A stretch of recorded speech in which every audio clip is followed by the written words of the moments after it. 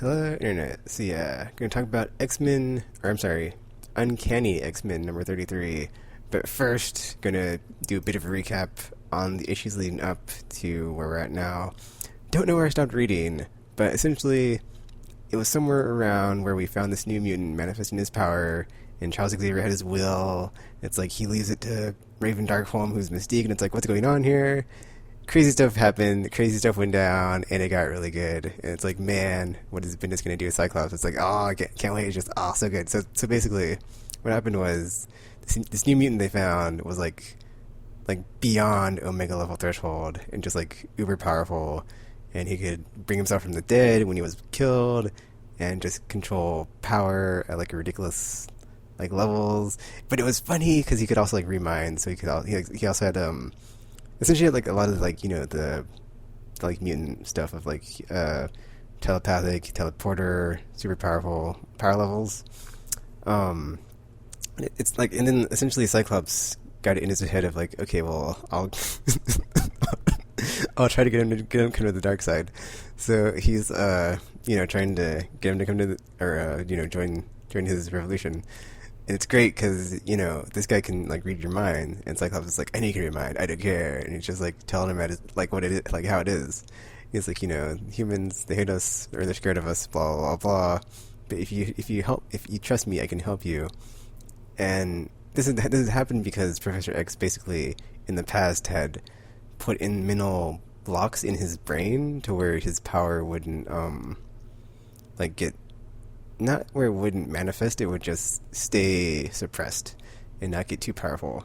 But then after he died, he couldn't really, watch the situation, and then he left it to the rest of the mutants.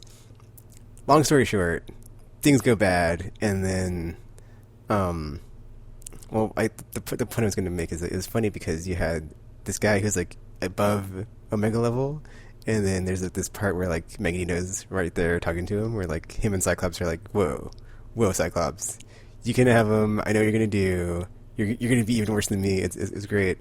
And then the above Omega level dude is all, well, I can't read his mind. And then it's funny because he's like, because Cyclops is like, it's the helmet. It's like, to me, I just thought it was funny where it's like you had the super powerful mutant who was above Omega level, and Magneto's helmet still is able to block out the mental. I just thought I was like, yeah, whatever. Anyway, so that happens. And then it was crazy what happened was, so this dude basically like brought down like a helicarrier or something. He basically just like was just destroying shield left and right. And then Marie Hill got on the horn and she's like, all right, let's call everybody in. We're going to take out this guy. And then, so it's Magic Cyclops and this new mutant dude. And they're talking or whatever. And then they end up, like, the helicarrier attacks them and kills Magic Cyclops and the new mutant. But crazy Eva Bell is all, which was pretty cool because it's like, oh, Eva Bell, what'd you do? It was great because, it kind of ties into the whole recurring theme of this run of, like, time travel and time, I forgot what it's called. The something time stream, yes. And so, like, at the beginning of pieces, like, it's an organism, you can't mess with it, blah, blah, blah. But then there's, like, the Battle of the Atom, and it's like, oh, you mutants, and you're always messing with the time, blah, blah, blah. And so, Tempest, that's her code name, she goes back in time. We don't know when it is, it just, like, implies that it's before Charles Xavier dies, but we don't know how far into the past, or, like, how much into the future after the First Class X-Men. But she has this discussion with them about, read my mind to see what's happening in the future because stuff's going down and I need you to fix this. Or, whatever. It was weird. And so she ends up bringing him back into the present, which was weird, super weird.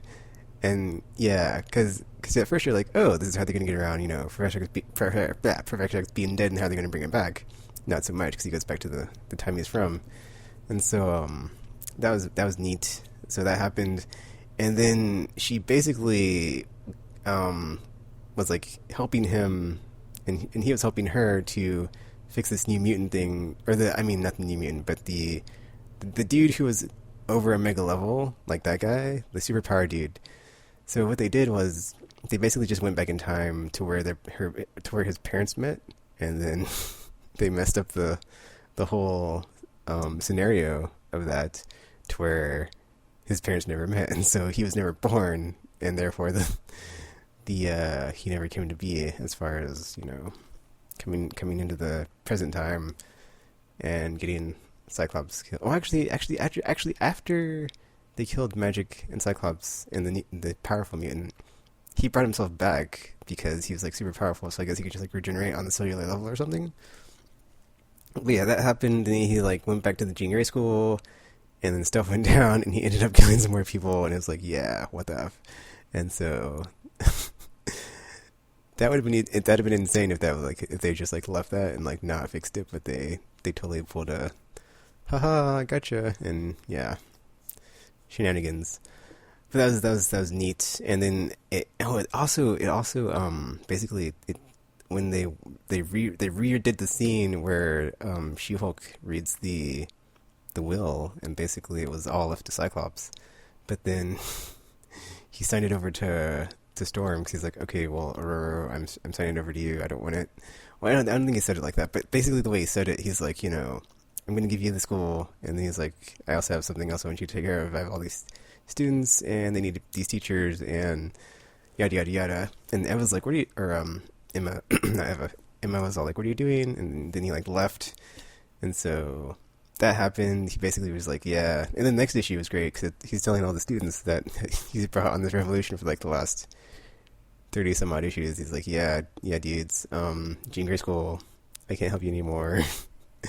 you can be taught and you can be safe because I'm going to turn myself in. So it's like, oh, it's like all this mutant revolution, and like, what has it led to, and like, did anything really happen? It was interesting. I enjoyed it because it was like, it was very cyclical because, it starts with AVX Consequences where, they bust him out, and then we come to Uncanny, and he's all getting all these new mutants because he's like, all right, it's going to be a mutant revolution. Shield, I know what you're doing. You're trying to, repress us, blah, blah, blah. But then, yeah, it was great. I don't know. I was kind of like, that'd be kind of weird if he does end up back in jail, or if he gets. I just hope they don't kill him, because he even had like this epilogue when he's like talking about, Logan's gone, Xavier's gone, I'm all that's left. I gotta do something that's going to benefit us. And Havoc's there, his brother is talking to him, so that was neat because it's like, well, they're like kind of bouncing some ideas off each other at the end, because he's like, well, I have a better idea of how you could do this to benefit all the mutants. So we'll finally see what happens. Maybe. Probably not an issue.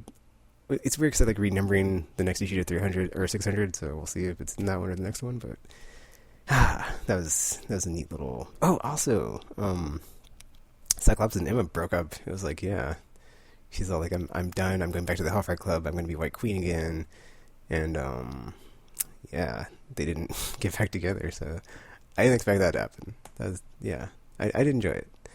The last issue. Or not, the issue before the one I'm talking about. That was really good. So yeah, just like a lot of ramifications and consequences from Cyclops and his crazy mutant escapades. Because he basically said, I had nothing left but to make threats because nothing else has worked to try to get our mutant agenda and mutant causes forwarded. And then like Havoc and Emma both shoot him down where they're like, well, you may have said it as an idle threat, but nobody else is believing you, Mr. Mutant Revolution, so yeah, we'll see what happens when you turn yourself in. But yeah, that was great. Issue 32 was good. Also 33 is good, so that's what we're about to talk about now. So issue 33. So the way this issue comes about is that when Cyclops is in his school and he's talking to everybody and he's like, yeah, you're all gonna go back to the junior school or whatever, before he can like get all the details down, Ilyana grabs Kitty and like they just teleport away. And then this issue you find out where they went. It's a pretty good issue. I did enjoy this. Essentially this issue is just a team up adventure with Magic and Kitty Pryde. It was great because they go to this island, and then the dialogue all throughout is like just hilarious. I laughed. I thought it was pretty funny. Between Kitty and Ilyana or Magic. And then she's like, yeah, we're on, because like when they first get there, Kitty's like, okay, where are we at? Where'd you teleport me to? is this Savage Land? You know I don't know, or you know how I feel about the Savage Land, and why'd you teleport me without telling me where we're going? You know how I feel about that, blah blah blah.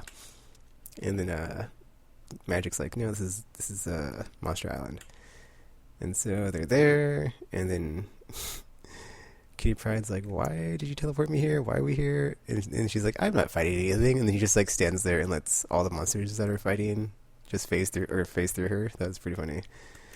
And then Magic's like, well, I know we're here because it's times like this when we're imploding on each other because Cyclops is losing his mind right now. That I like to go and find new mutants. So that's why I brought you along. And there's a new mutant here. And then Kitty's like, how do you know that? And then Magic's like, oh, I have this portable Cerebro. Kitty Pryde's like, how did you get that? Who made that? And then Magic's like, Magneto, I got it from him. And so they're looking for. So basically, it starts and they're fighting like a ton of monsters, and then Kitty Pryde's like, "You're kind of being over aggressive here. You know, they're just like puppies. You don't have to be that hard on them and beat the crap out of them so bad."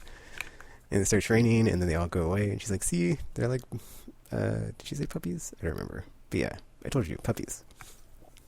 And so that happens, and then they're walking, and they're trying to locate this new mutant, and then they come to this cave, and they're like, aha. And then it's funny because like you can see like the dichotomy of like Magic and Kitty, where it's like Magic is super just like aggro, beat the crap out of something, and Kitty's like, whoa, we need a personal judge here, compassion. Compassion. Magic, calm down. And so they get to the cave, and then Kitty is all talking to the like, well, you can't really see because there's like this, it looks like there's a monster, but then you see like these sparkling things.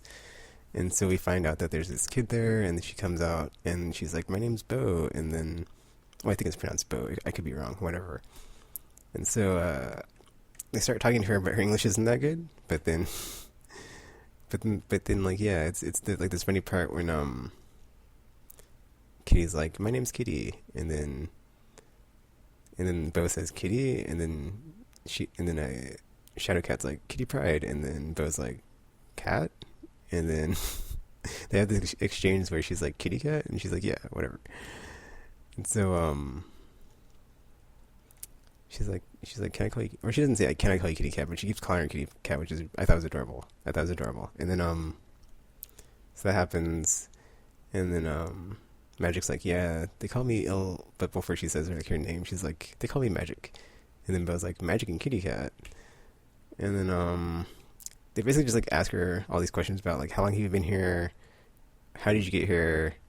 And all this stuff. And it turns out that her dad sent her here on a boat to the monster island because I guess she had either killed or attacked her mom. And then she's been here for like 7 days without food. And they're like, holy crap, how did you survive out here all this time without anybody? And so that happens. And then Magic's like, when I find your dad, I'm going to kill him. And she's like, no, don't kill my dad. And then like when that happens, the monster that she was sleeping on, which was like obscuring her, which is why you like saw like a silhouette, but you saw sparkles, wakes up and then attacks Magic and Kitty.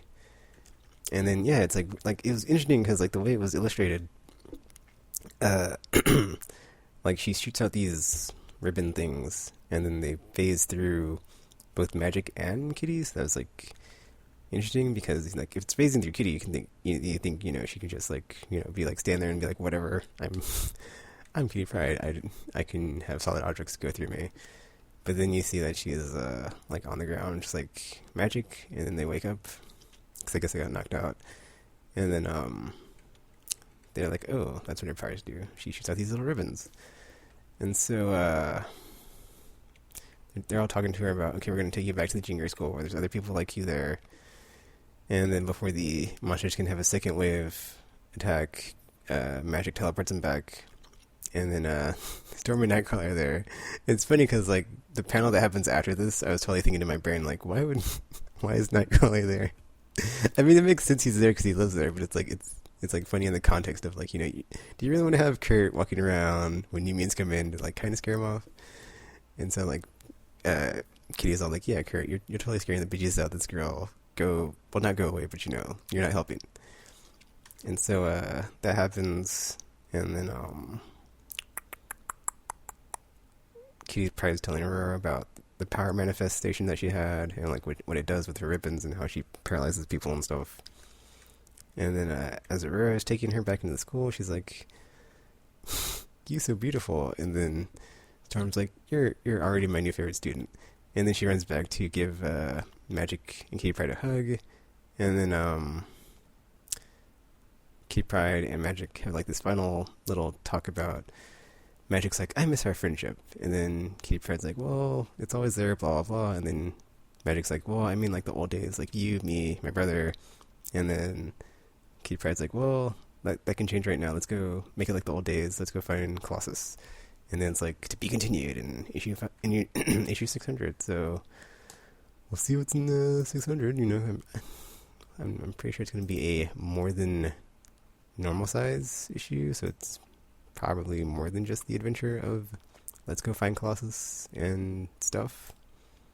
But yeah, I thought it was a great story, a great time, fun team up action with Magic and Kitty, and super adorable with the bow child girl that they found on Monster Island adventure. Totally gives it a thumbs up. And yeah, besides that, I have the annual where Eva has like this time travel adventure. I haven't read it yet, so I can't talk about that yet because I haven't read it. I'll get around to it eventually, whatever. No big deal.